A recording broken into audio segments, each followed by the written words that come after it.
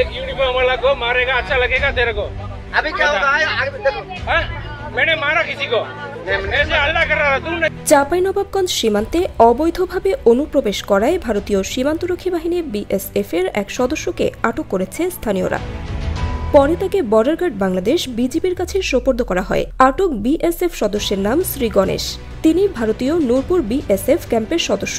বুধবার সকালে সদর উপজেলার নারায়ণপুর ইউনিয়নের জহুরপুর সীমান্তে এ ঘটনা ঘটে। এ নিয়ে বিজিবির পক্ষ থেকে কারো বক্তব্য না পাওয়া গেলেও বিষয়টি গণমাধ্যমকে নিশ্চিত করেছেন নারায়ণপুর ইউনিয়ন পরিষদের প্যানেল চেয়ারম্যান বেনজির আহমেদ।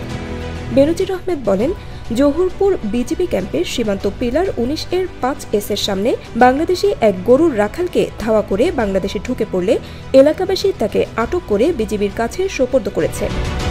বর্তমানে বিজিবির হেফাজতে রয়েছে আটক শ্রী গণেশ। এরপর থেকেই সীমান্তে উত্তেজনা বিরাজ করছে।